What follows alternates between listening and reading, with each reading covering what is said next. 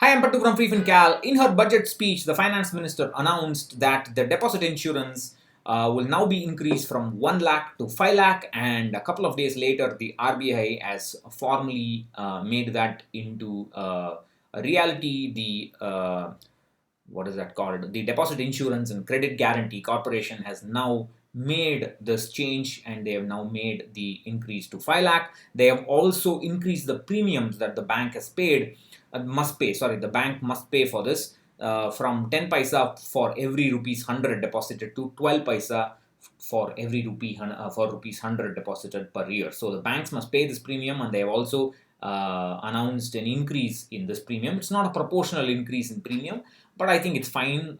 There's enough money to handle this. I hope the sun is not bothering you too much. That's just the solstice, the some sun changing direction. All right, so many people have reacted saying it's a very welcome move, and they have assumed that this means the depositor money is safe and so on.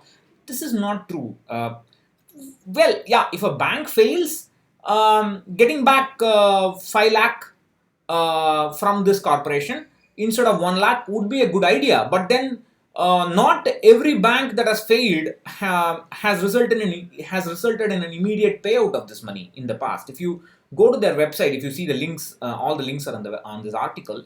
If you go to their website, you can see the claims pending cases, and just a simple appeal by the bank can stop this and can delay the whole process by months and months. So the problem with our investors are they are happy if the money comes back at some point in time. The same thing with EPF interest, the same thing with credit fund defaults. They get satisfied too easily, and that is, that's not the correct approach. And in fact, this is a very symptomatic treatment, and this is not going to this is not a cure. This is only treating the symptoms. And if you actually look at this, the finance minister said basically that a depositor's money is safe. Well, that's a very it looks very nice to hear it, but there's a very vague statement, and some people have interpreted as saying, look, India has never allowed a bank to fail, and this is what the finance minister is saying. But that is not actually true if you look at the actual numbers. There is a Live Mint article that says between 1935 and 1947, 900 banks failed, followed by 665 banks in the period from 1947 to nationalization in 1969. So there has always been a problem, and you may think that's old data. Have a look at this. If you go to the RBI website and you can search for the press releases, and if you search for directions under Section 35A of the Banking Regulation Act, if you search for this, there are 17 RBI releases from July 26, 2019 to February 5, 2020. Even yesterday they have done this. This means that they have imposed limitations 17 times in that short period to banks, many of them cooperative banks, and they would have placed a restriction on the amount of money that investors can withdraw or they can deposit. The bank can still operate like a bank, but there is a restriction. Please recognize that this is not a bank failure. The RBI clearly says we have only imposed restrictions, but the bank is still has the license to operate like a bank. This means the deposit insurance will not come into play when only restrictions are imposed. Please recognize, in the PMC bank case, almost 5-6 people died because of the shock just when restrictions were imposed. The bank didn't actually fail, but just that is enough to create that much distress to the investor. And please recognize, deposit insurance of even 50 crores will not help you if only restrictions are placed. So you must understand what this actually means. And yesterday, the cabinet has said that they are going to allow RBI to audit cooperative banks.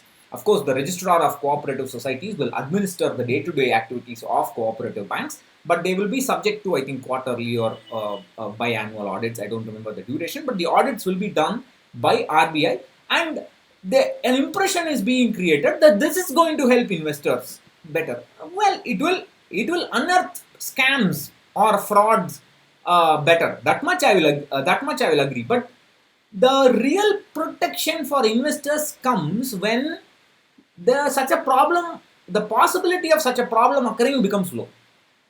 Or, I mean, what I'm trying to say is banks, the financial health of banks should be strengthened at a foundational level so that they don't commit fraud, the transparency is higher, and such scams don't occur. Only then will there be restrictions or bank scams, bank runs, etc. So, what is being done on this front? That is not clear. It is that has not been done. I mean, the government has not done anything towards that. They are only going to audit the bank. And please recognize, RBI audit doesn't mean anything great. And if you may, you can recall, there is this. Let me just show you. Forgot Indian. Oops, I've gone. Indian Bank, Lakshmi Vilas Bank, SBI. They have all shown a disparity in the non-performing assets. That is a disparity in the bad loans. That is the amount that they reported is significantly lower than what RBI found in its audit. In its audit, sorry, not orbit, physics class. Uh, audit. Uh, that's called a divergence, and this divergence is there in nationalized banks. If a nationalized bank can do this kind of golmaal, so I don't know what else to call it. Then what stops cooperative banks from doing it? What stops any other private bank from doing it? I mean, uh, we are. What is the legislation being put in force to minimize fraud, enhance transparency in banking? That is not clear, and that has not been done. This RBI auditing will not help that towards that. Increase in deposit insurance will not help towards that. So you should not be happy that the deposit insurance has become higher. Instead of waiting for 1 lakh, you will now be waiting for 5 lakhs. So please recognize that fixed deposits are from any kind of bank is really not safe as long as there is a possibility of scams and fraud in the management side. And compared to a relationship manager mis-selling, this is trivial, to be very frank. And so you have to diversify your risk, and don't assume that this deposit increase, insurance increase is actually going to be of any help to investors. And if you want absolute guarantee, then the only place, and thankfully there's a wonderful place called the post office. You have higher interest rates compared to many nationalized banks or big banks like HDFC, SBI, ICICI. You get better rates in the post office. At least for senior citizens, you get better rates. The only problem is there's no online facility and it's a pain interacting with the post office. But the guarantee is 100%. It's sovereign guarantee. It will not come under this deposit insurance. The full money is guaranteed by the government, whereas only 5 lakhs now is insured, not guaranteed, insured under the deposit insurance scheme. So this doesn't mean anything. Don't assume it is something the major has happened. Nothing major has happened. Bank scams will still happen, and we have to be careful. We have to diversify our risks even among the fixed deposits. So that's what I want to say. Catch you later. Bye.